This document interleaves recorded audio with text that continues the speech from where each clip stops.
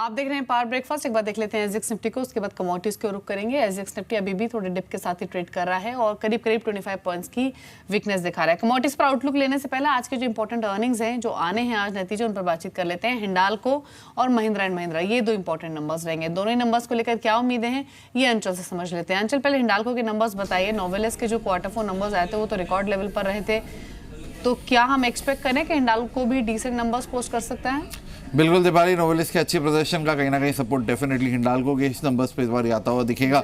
आप पहले कंपनी के अगर टोटल इनकम की बात करें, 20% बढ़ने का अनुमान है कंपनी के आए और 10,500 करोड़ के आसपास इस बार रेवेन्यूज पोस्ट कर सकती है। दो तीन चीज़ें कंपनी के फेवर में। सबसे पहले इंटरनेशनल मार्केट्स में जो कंपनी के प्रोडक्ट्स हैं, एल्यूमिनियम, जिंक, कॉपर, इनके दाम बढ़े हैं। अगर आप एल्यूमिनियम के दामों की बात करें करीब 10%, तो वहीं कॉपर की कीमतें 8% बढ़ी है।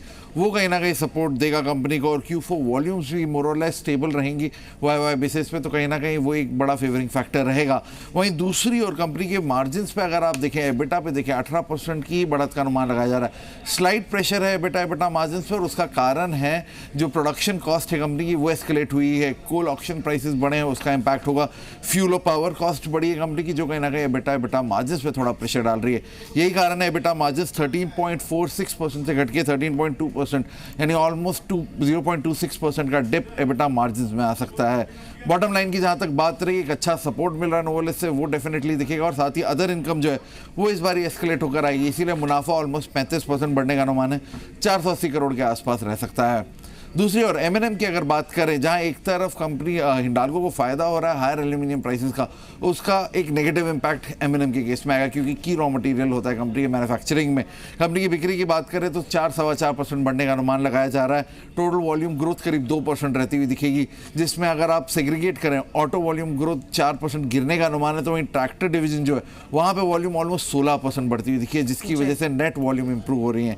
नेट रियलाइजेशन भी 1% घटती हुई दिखेगी, करीब 5.5 लाख रुपए पर यूनिट के आसपास की रियलाइजेशन इस बाई कंपनी पोस्ट कर सकती है। अगर आप एबिटा पे नजर डालें, क्योंकि रियलाइजेशन पे प्रेशर है, एबिटा 4.5% गिरने का अनुमान है। एबिटा मार्जिन 12.5% से घट के 11.5% के आसपास, यानी ऑलमोस्ट 1% का डिप एबिटा मार्जिन पे आ सकता है। BS3 इन्वेंट्री के चलते कंपनी को करीब एक वन टाइम लॉस हो सकता है 50 करोड़ का, उसको भी फैक्टर इन करके चलिएगा। अगर एक घाटा बढ़कर आता है तो मुनाफे में और प्रेशर बनता हुआ दिखेगा। फिलहाल मुनाफे में करीब 4% की गिरावट का अनुमान है। 642 करोड़ के आसपास का प्रॉफिट इस बार कंपनी पोस्ट करती हुई दिखेगी। ठीक है, शुक्रिया अंचल आपका। तो महिंद्रा एंड महिंद्रा, हिंडाल्को, दोनों के नंबर्स इंपॉर्टेंट है। दोनों स्टॉक्स कल दिन के ऊपरी स्तर पर बंद हुए थे। लेकिन अब कमोडिटीज को रुख करते हैं। वीरेश हिरामत हमारे साथ मौजूद हैं, जो कि हेड रिसर्च है कमोडिटी सेगमेंट के कार्विक कॉम्पोरेट से। Hiresh, good morning. पहले तो ये बताइए कि दो कमोडिटीज आज कौन सी हैं जो आप रेकमेंड कर रहे हैं, कहाँ पर ट्रेड ले सकते हैं ट्रेडर्स? देखिए, आज का ट्रेडिंग देखे तो गोल्ड और क्रूड दोनों में बाइंग का रेकमेंड करूंगा। गोल्ड की बात की तो गोल्ड में मैं 28,850 का लेवल में बाइंग का सलाह दूंगा फॉर टारगेट ऑफ 29,200 और 28,750 का स्टॉप लॉस के साथ। दूसरी क्रूड ऑयल है, वहां पर भी खरीदारी का सलाह रहेगा अराउंड 30-40 का लेवल में। 3320 का लक्ष्य होगा और 3200 का स्टॉप लॉस के साथ ट्रेड करना चाहिए। ठीक है, तो क्रूड में खरीदारी की सलाह है 3320 के लक्ष्य के लिए। 3200 का स्टॉप लॉस आपको मेंटेन करना है। 3240 पर ये ट्रेड इनिशिएट आप कर सकते हैं। और जो दूसरी कमोडिटी इन्होंने रेकमेंड की है वो है गोल्ड। यहाँ भी पोजीशंस आप बना सकते हैं आज इंट्राडे में। और जो पोजीशंस आपको बनानी है वो खरीदारी की तरफ बनानी है। 29,200 का लक्ष्य, 28,750 का स्टॉप लॉस। ये रुपए पर क्या व्यू रहेगा आज के लिए? रुपए में मैं बाइंग का रेकमेंड करूंगा अराउंड 64.58 में। 64.75 का टारगेट रहेगा और 64.48 के स्टॉप लॉस के साथ खरीदारी करना चाहिए। ठीक है, चलिए शुक्रिया आपका हिरेश, ये अपने व्यूज देने के लिए। तो रुपए पर भी इन्होंने पोजीशन सलाह दी है। 64.75 का टारगेट, 64.48 का स्टॉप लॉस आपको मेंटेन करना है। लेकिन ब्रोकर हाउसेस की रिपोर्ट्स आई हैं, वो अब जान लेते हैं। संदीप है हमारे साथ ये रिपोर्ट्स लेकर। बताइए संदीप, अर्निंग्स डे था कल, हेवी डे था। आई एम श्योर काफ़ी सारे रिपोर्ट्स आई होंगी। कौन कौन सी हैं रिपोर्ट्स से क्या व्यू है? शुक्र दिवाली तक सबसे पहले कोल इंडिया के ऊपर रिपोर्ट आई है, जिसमें CLSA ने जो सेल रेटिंग है उसे बरकरार रखा है। लगातार चौथा क्वार्टर ऐसा है कि कंपनी की जो मुनाफा है उसमें डिप देखने को मिला और इस बार अन्य खर्च बढ़े और उसके साथ साथ वेतन खर्च बढ़ा, जिसकी वजह से नंबर्स अनुमान से खराब रहे हैं। और CLSA ने जो टारगेट प्राइस है उसे भी रिड्यूस किया है। पहले टारगेट प्राइस 265 था, अब उसे घटाकर 245 रुपये किया और सेल रेटिंग बरकरार रखी है। इसके अलावा रिलायंस कम्युनिकेशन के ऊपर CLSA की रिपोर्ट आई, इसमें उन्होंने सेल रेटिंग बरकरार रखी है और 17 रुपये का टारगेट प्राइस दिया है। देखिए, उन्होंने कहा है कि जो टावर डील है वो इस कंपनी के लिए काफ़ी इंपॉर्टेंट है, वो होती है तो वो शायद कहीं ना कहीं स्टॉक को ऊपर ड्राइव कर सकती है। लेकिन फिलहाल की इन्होंने FY18 से लेकर FY19 का जो आय का अनुमान है उसमें 11 से 23% की कटौती करी है और 17 रुपये प्रति शेयर का टारगेट प्राइस दिया है, जो कि मौजूदा भाव से भी काफ़ी नीचे नजर आ रहा है। कल इन्फोएज के नंबर्स भी आए थे, उसके बाद सीएलएसए की जो रिपोर्ट आई उसमें उन्होंने जो टारगेट प्राइस है उसे इंक्रीज किया है नंबर्स आने के बाद। पहले जो टारगेट प्राइस है 1050 रुपये था, अब उसे बढ़ाकर 1080 रुपये किया है। आखिर में जुबिलेंट फूड वर्क्स, इसके भी कल बाजार बंद होने के बाद नंबर्स आए थे और ट्रिपल एस जी ग्रोथ जो आई है वो निगेटिव आई है इस बार फिर से, तो उसको लेके सीएलएसए काफ़ी निराश है। उनका कहना है कि जो ट्रिपल एस जी ग्रोथ आई है उसके बाद स्टॉक के ऊपर उनका भरोसा घटा है। हालांकि उन्होंने टारगेट प्राइस 1250 रुपये ऊपर बरकरार रखा है, लेकिन FY18 और 19 दोनों का जो EPS अनुमान है उसमें 15% की कटौती करी है। उनका ये कहना है कि जो नया मैनेजमेंट आया उन्होंने कई सारे रिवाइवल के लिए कदम उठाए हैं, लेकिन उसका कितना इंपैक्ट होगा वो देखना अहम होगा। लेकिन जिस तरह से ट्रिपल एस जी ग्रोथ लगातार दूसरे क्वार्टर नेगेटिव आई है, उसके बाद उनका जो भरोसा है स्टॉक के ऊपर वो कहीं ना कहीं कम होता हुआ दिखाया।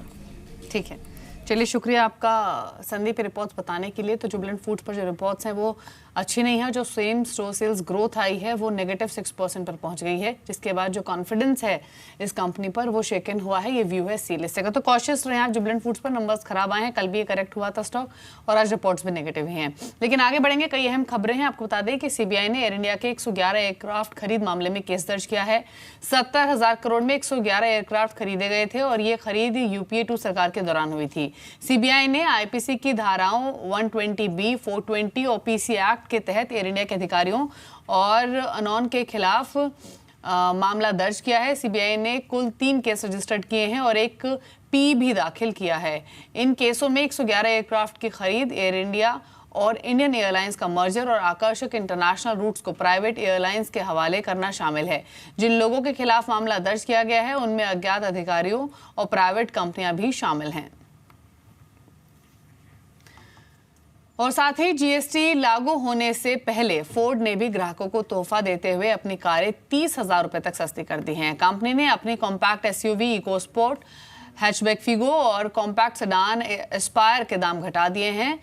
इको स्पोर्ट पर 20 से 30,000 रुपए तक की छूट मिलेगी, जबकि फिगो और एस्पायर पर 10 से 25,000 रुपए तक की छूट मिलेगी। फिलहाल दिल्ली में इको स्पोर्ट की एक शोरूम कीमत 7,18,000 से 10,76,000 रुपए के बीच है।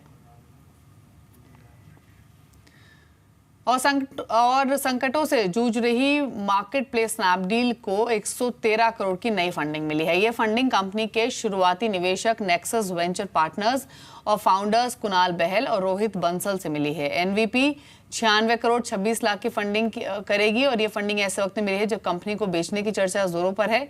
नई फंडिंग पर एनवीपी और स्नैपडील से कोई प्रतिक्रिया नहीं मिली है। कैश की किल्लत से जूझ रहे स्नैपडील ने कर्मचारियों की छटनी भी की थी।